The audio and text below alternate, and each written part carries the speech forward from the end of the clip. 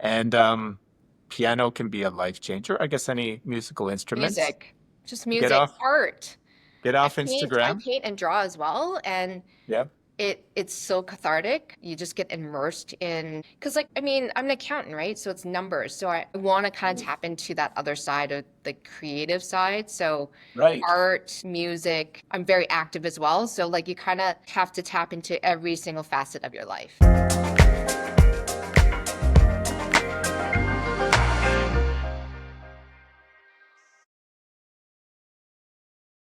Okay, Christina Ma Darcy, welcome. Good morning. Thank you, Oliver. We live in the same neighborhood, and this is our connection. And when I see you heading off to work, I always think, I hope she has a good day because she has so much in her hands. You're managing director at CPPIB, the investment board of Canada's, I believe, largest pension plan. According to Wikipedia, my in-depth research, there's over 20 million Canadians that rely on the CPP. So when I see you walking out with a smile, I think, good. The country's in good hands.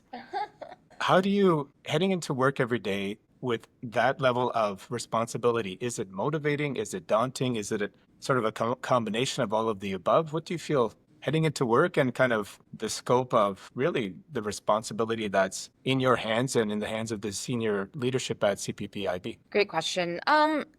I've been there for 16 years now, so it's not necessarily daunting, I would say, but definitely motivating. I mean, one of the biggest reasons why I joined the company 16 years ago was because of its mandate and its fiduciary duty to Canadians. I mean, as you said, we are the largest pension plan in Canada and not globally, but we're pretty much up there globally as well. And obviously, these dollars that we're managing are pension dollars. They ultimately will go back to retirees and that's a lot of people's livelihoods. So it's definitely a big responsibility, but it's a collective responsibility. And we have almost 2,000 employees now.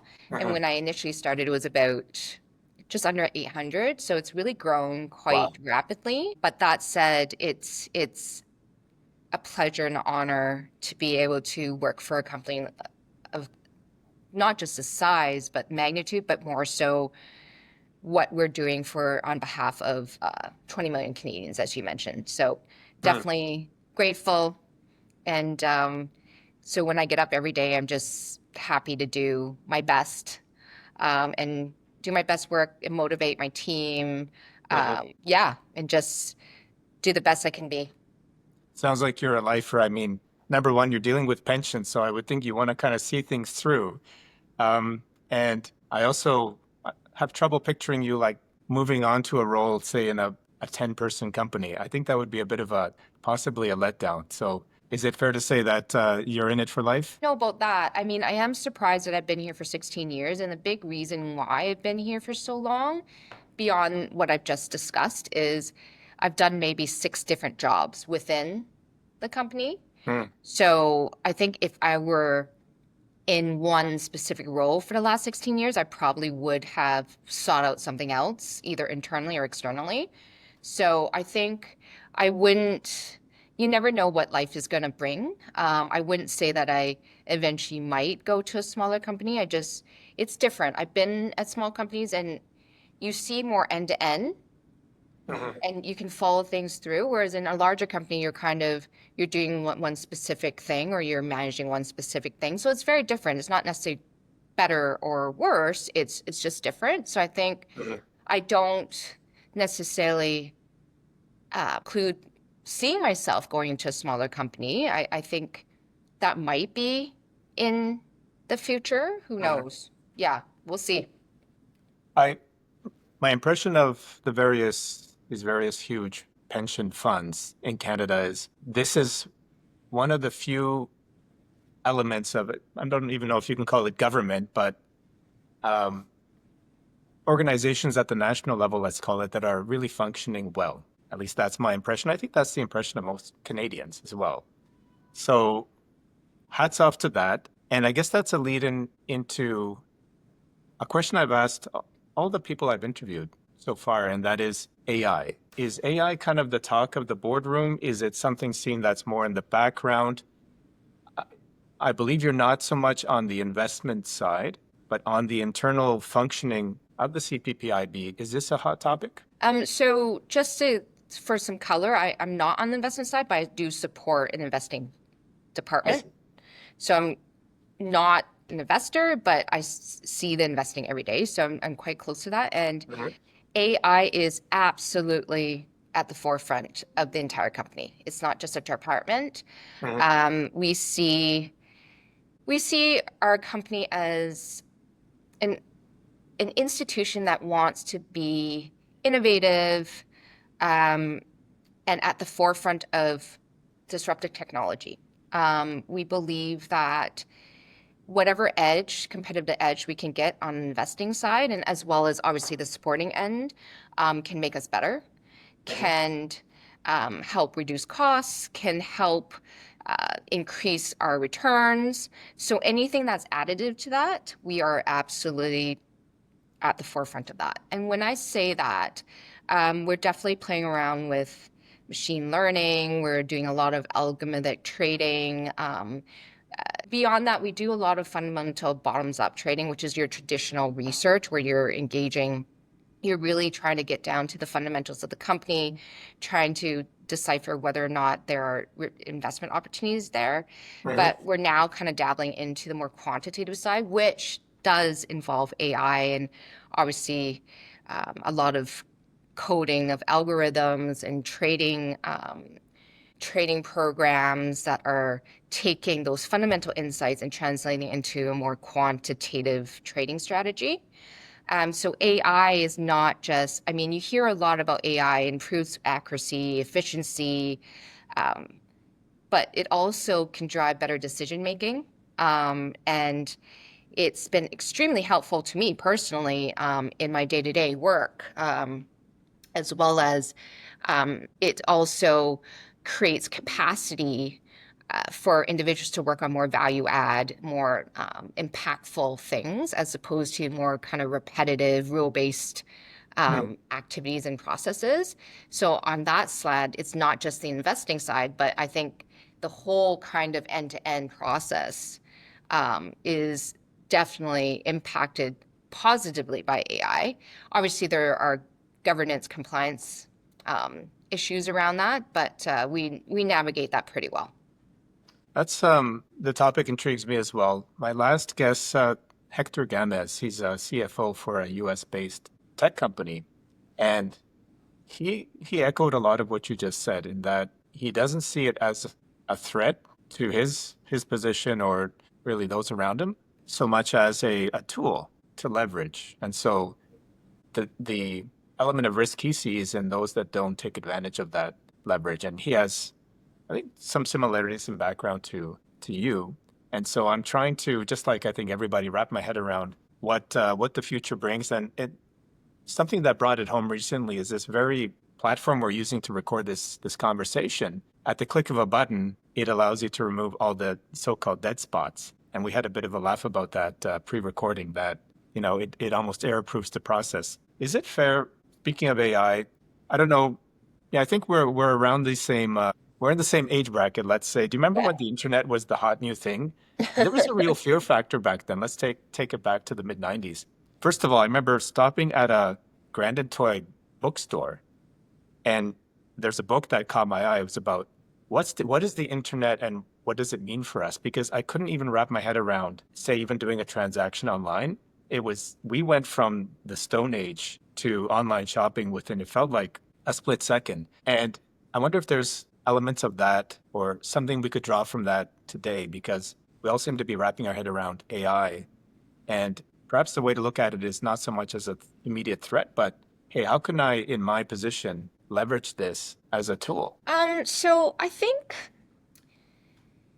I mean, there is definitely a little bit of a threat of AI in terms of jobs, certain types of jobs. I think from like I'm an accountant and I'm CPA and CA, so from my job, we're always going to need someone to make decisions, to apply their experience and expertise to make sound judgment and decisions. So I don't think that's going to go away.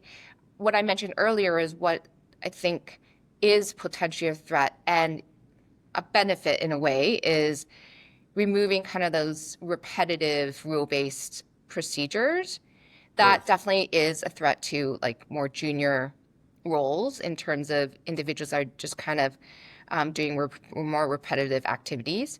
Mhm. So from an AI technology perspective, that is definitely a threat to those individuals. So if I were those individuals, I'd probably be starting to think, okay, you know what, where can I evolve? What further education can I do? What other skills can I learn to supplement what I've Mhm. currently have? Mhm. I also think AI is socially potentially more of a threat. Um, you have all these, I mean, fake news and fake deep fakes and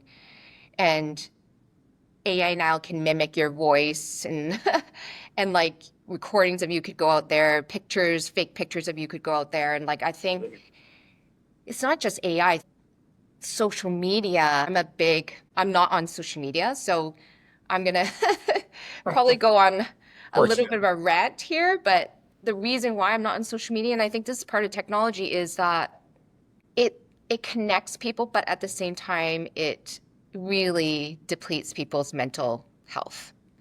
Mhm. And I think it's a big threat to younger children, teenagers as well, Mhm. in terms of trying to keep up with society, what they're putting out there in social media, whether it's how people look, what they're wearing, what they're doing, what Mhm. vacations are they going on. I think that's a big threat. And if you're not careful with that, you could fall into a hole where you're kind of trying to keep up with the Joneses or trying to just be someone you're not. And I think I've been off social media for the last 4 years. And it's not that I fell into that trap, but at the same time, I was spending a lot of time on my phone, just like looking at things. And Mhm. now because I'm not on social media, I'm enjoying my life a lot more. I'm doing things, activities that make me happy and that gives me joy, as opposed to constantly following what other people are doing. And the other point I'll make is what they post out there is not necessarily real life. Everybody's going Mhm. through hard times, whether or not they tell people or not. And I think it's great that people are posting, hey, I went on this vacation. I had this great dinner. But at the same time, I don't think it's not balanced. It's not a balanced view of people's lives. And then I Agreed. think it gives us false sensehood of, oh, wow, like everybody's lives are great. My life sucks. And it just kind of brings that mental health back to the forefront in terms of the detriment that technology and potentially social media is bringing. Remember growing up, we had commercials, first of all, which for people under 30, they may not be able to relate, but there were these public service announcements. And I feel like we should make a PSA. I'm going to cut out the last 3 minutes of your input regarding social media and put it out there somewhere because I think you hit all the key points. Even with people our age, in our age brackets, I was at swim practice just on the weekend for one of my kids. And there was a whole lineup of parents kind of bunched together on a bench because that was the only place to sit. And none of them were interacting with each other. They were the usual. I saw a great clip recently. It was like fine art. It was imagery of couples in certain situations on their phones, but there was no phone. And it had added an element of ridiculousness to it because it was very finely kind of staged scenes. So an Yeah. older couple at home, one is on the sofa, the other one is overlooking them. And instead of having any kind of eye contact or interaction, you would see this, just the hand. There's a lot to unwrap. I think I'd go back to the the idea of AI in an organization like CPP. I have to think that Canadians will want to know that something as critical as CPP is being run by humans. And so I think you're always going to have that demand that, hey, are these key decisions being made by actual humans? I want that peace of mind. So I'm thinking that that element on its own will keep a certain level of, let's call it job security for us humans going forward, especially in such critical roles as CPP. And my social media story, fast forwarding to that, I was off Similar to you, I was off. I was an early adopter, I guess you can call it, of Facebook. I remember it being really beta, so '07, '08. And then I got such a distaste for it after 2, 3 years. Just like you said, all the photos were picture perfect, and I that maybe felt I couldn't keep up. So I was off social media for a good 10 years. Oh, good And for you. I think my wife really appreciated that as well, because I'm not another one of these people that are sort of caught up in things. Right. But then, funny enough, it's so predominant in real estate marketing that I've been pulled back in. And That's fair. this is really bringing things full circle. Part of why I'm doing these podcasts is A, I enjoy it. I'm getting to uh, get into a certain level of depth that I don't necessarily get into via casual conversation, which I love, but also because this is kind of my foray into a kind of a branch of social media. And what I like is that it's long form and there's a Mhm. depth to it. And I'm not trying to do, which I was trying to do earlier this year, these cute little clips, trying to get, and it just wasn't for me because I'm a perfectionist. I was doing take after take. It Right. was, if you look at my phone, you'll see 50 of the same takes of some silly thing I was trying to do. And then at some point I realized, no, this is not me. Um, so that's my sh- my recent history with social media, and absolutely what you say is spot on. That it only presents life in a certain way that's not realistic, and also I think there's an element of, like you say, not being able to keep up with the Joneses. It's just magnified 10x. I think it really just detracts from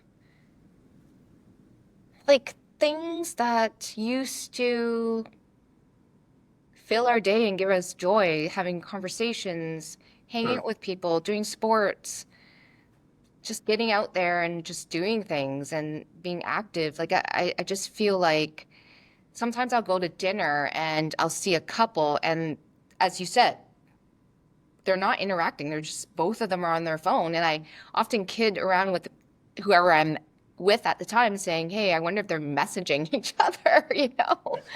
But Having like, an argument online, right? yeah. And like, I've obviously being facetious, but you never know. It could be happening. And Mm. I mean, the world has changed so much. It's unbelievable. Yeah, it's hard to relate. And Yeah. being of a generation that I can remember the pre-internet days. And so for us there, you know, I, we can remember that vividly, not just something like way back from our early childhood. So we remember Yes.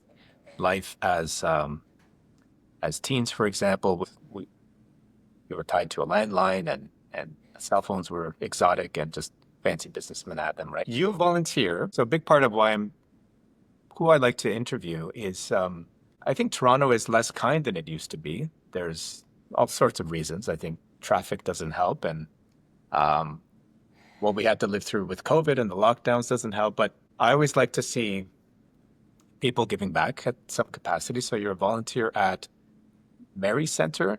Could you Mhm. tell me a little bit about what your role is and what what Mary Center does? Yeah, so the Marriage Center has a great mandate. So the organization supports individuals with developmental challenges or disabilities, and even others in need of support, including like women that are um, dealing with domestic violence. So the organization really kind of provides like either 24/7 care, whatever care you need, or it could be as limited as like organizing activities for a couple individuals, or it could be rooming and house and board and like 24/7 nurse care. So it really kind of it really does range. There's a large range of things there, but what I love about it and why I joined it is just that it's people who are often forgotten, not really seen as full humans because they either can't engage necessarily verbally as well as you and I can, or physically as well as you and I can. And Mhm. I think everyone deserves happiness and support and care. So hence I wanted to join this organization, and the individuals on the board are super, super nice and very engaged and like just genuine people. It's not like they're just trying to tick the box and say, hey, I'm on a board, but they really, really care and want to give back. So it's not just the charity itself, but the individuals that are managing the charity as well as the people on the board. They're just really great, genuine people. Um, and I mean, for me, I want to volunteer more for sure, and especially time, given that I have a pretty heavy job. I can't, I don't have as much time as I would want to volunteer, but I do want to join another board because I think anything goes a long way. But my role at Mary Center is I'm not just on the board of directors, but I'm also the secretary as well as part of the finance committee, given my accounting background. So, and then I'm on the real estate committee as well, but that hasn't really materialized yet. So on a couple committees on the board, but we basically meet monthly, and we discuss obviously how to make the organization better, how we can serve the organization better. And so it's always great to get together with the board and talk about just real life issues that are happening and people who really need help. I really appreciate that this is community based as well. So, I donate to some charities, and what used to not be on my radar so much is just this realization that a lot of help is needed right here. And case in point, there are community food drives, and something I've participated in. Yes. And just not far from where we are, there's a demand, and at a local community center that I've sent donations to, that it was very touching to see, but also very eye-opening. So the touching part was to see that there's a group of volunteers there at the local community center, Eastdale, and this is a few minutes down the road. This is our community. The eye-opening part was that there's a very real need, and B, what was absolutely heartwarming is to see there's a crew of volunteers there. They're absolutely committed, and they get such, I guess, joy from helping out. And it's sort of the realization that, okay, this is not some far off issue. This is happening right here in our community. So from what you describe of the Mary Center, I love what they're doing already, even more so the fact that it's here Toronto based, if I'm not mistaken. Yeah, it's across kind of Ontario, but more so, yeah, North York, but absolutely a great charity, and I'm very grateful to be part of the organization.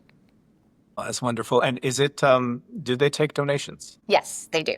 Okay, so Go on their website and then you can donate. Yeah. Okay, I'll put a link up, and if people watching this are moved to donate, they'll know where to go. I'd love that. Thank you. Super. All right. You play the piano, and you're so good at it that I recently saw you in a live concert. Tell me about that experience, and will I see you again?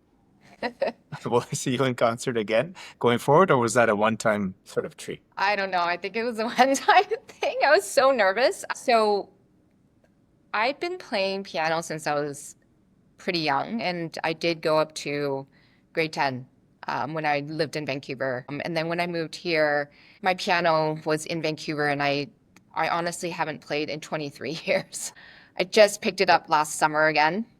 And so just kind of been on that journey and realized that it's something that I really wanted to pick up again. I was just really scared because I haven't done it in 23 years. And whenever I go back to Vancouver to visit my parents, my piano's sitting there and I'm just tempted to play, but it's been so long that I was so worried that I'd be so bad that it would make me sad that, you know what, I did so much and went up to the highest level and now I'm just like, can't play. And so that kind of just perpetuated every year. And then 23 years later, I'm like, what happened? Like I need to do this. And so I talked to my husband and I'm like, enough talking. I'm going to buy a piano. I'm going to buy a piano. I'm going to put it into our house and I'm going to start taking lessons again just to dive back in. Mhm. And honestly, it was one of the best decisions I've made recently because it was like riding the bike. I'm not at the level I used to be, but I've progressed a lot quicker than if I started from scratch. So like I started from grade one and then within a year I'm like grade five now. So, but that was expected because I played for so long and it's just been a joy. Um, it it's one of those things when you're happy you play, when you're sad you play, you just immerse yourself in the music and you just kind of forget everything going around you. I mean, there's just so much bad news in the world right now. Like it's just music is one of those things that really feed my soul. And like I know we live very close together and I apologize when I play my music really loud because It's it's quite the just something that opposite. makes me really happy. And I love music. I love live music. I love playing. I love hearing live music. I like going to concerts. So it's one of those things that just brings me a lot of joy.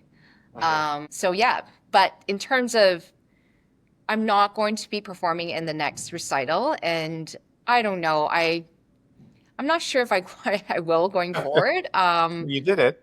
I did it. I can say I did it, and it's one of those things where I'm kind of in that stage where I'm like, you know what, I want to try everything at least once. There are exceptions to that rule, but I used to obviously play at recitals when I used to play, and I did examinations where you have to like actually play in front of people, but that was a long time ago. And I think now I'm kind of at a point where it's for me. That's super. And Yeah. it's I like it when you practice. It's you have it all wrong.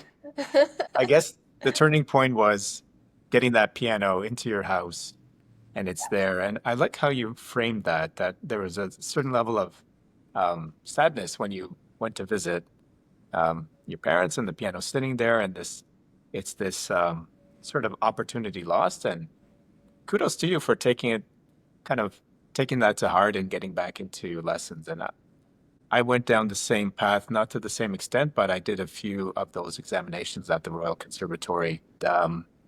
It's incredible. I was competent back then. I was never naturally gifted. And now I remember like a couple of chords from Pure Release, and then my whole memory trails off. I think it'd be an interesting experiment to see like, would I be starting from scratch? Did I get competent enough that I've internalized a little bit? Like I can look at a sheet of notes. Both my kids take piano lessons now, and it's not quite clicking, but it's somewhere there dormant, way in the There, recesses. it's there. You should pick it up and back again, up again. Yeah, I have no excuse. There's a piano right in the house. Yes. And the cool thing, I used to obviously I grew up on.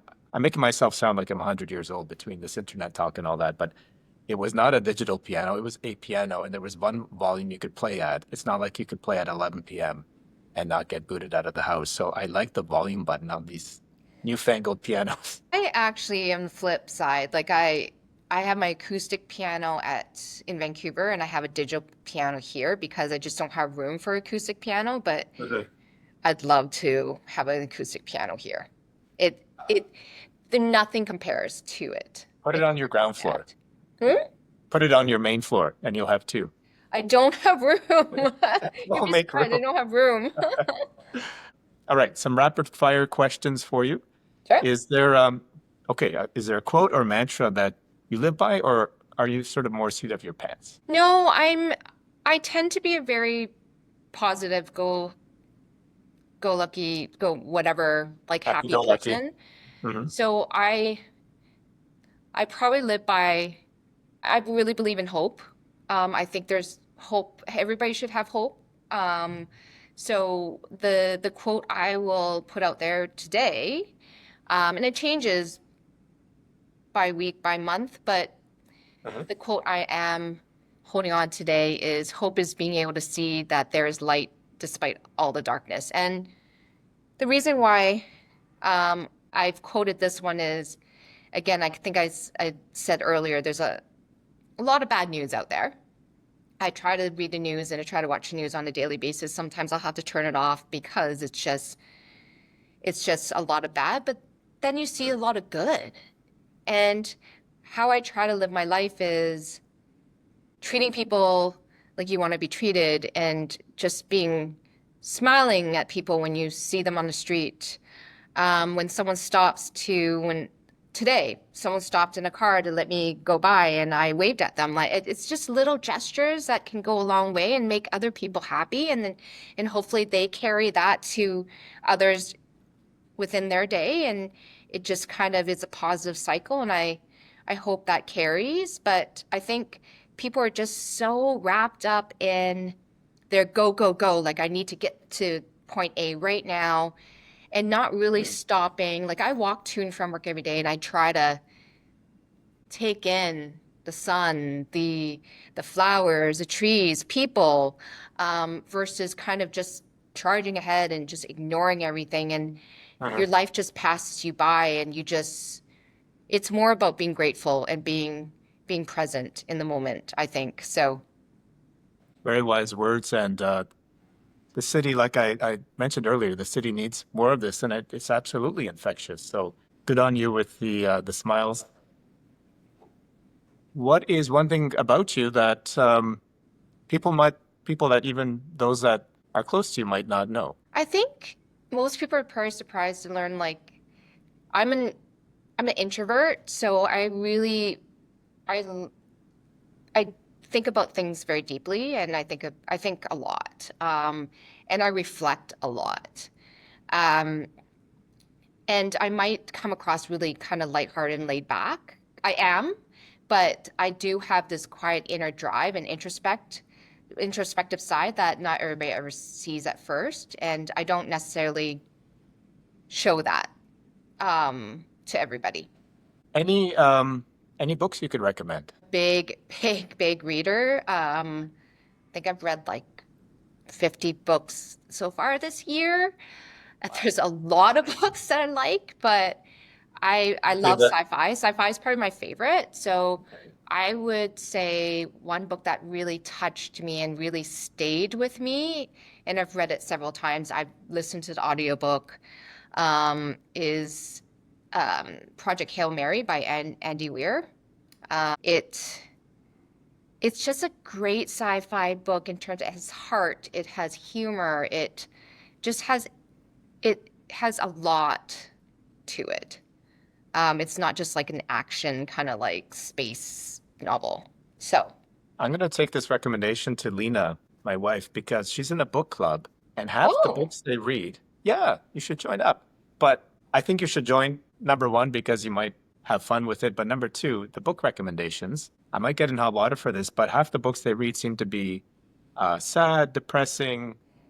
Like, I I think can't we do have that. enough of that. I We have do enough not of that, touch sad and right? depressing. Like, as I said, there's enough sad and depressing things out Ah, there. I want lighthearted, but deep. Like, it has hmm. depth, but it has heart. Like, Project Hail Mary actually made me cry, but it was a points there was sad crying, but happy crying. So it was just, I don't know how to describe it, but you have to read it and let me know what you think. I will. I'm due for a new book, and also I'm appointing you to the book club.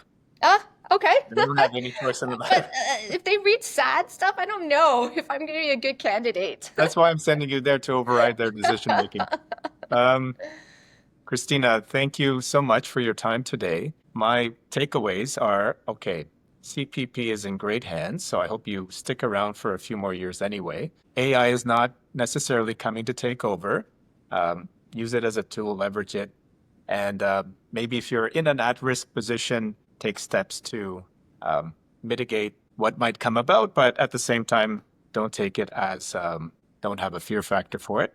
And piano can be a life changer. I guess any musical instruments. Music, just Get music, off, art. get off I Instagram. paint and draw as well, and Yeah. it's so cathartic. You just get immersed in, because like, I mean, I'm an accountant, right? So it's numbers. So I want to kind of tap into that other side of the creative side. So Right. art, music, I'm very active as well. So like you kind of have to tap into every single facet of your life. I've seen your gym set up in the back. It's super impressive. Um, and good for you for the time you donate to the Mary Center, and also this realization. What's really hit home in this last little bit, speaking to you, is hey, here's someone that is you've gone years without social media. You're probably better for it, and perhaps this is a bit of a inspiration for some of us watching. And I hope so. again, I got to know you.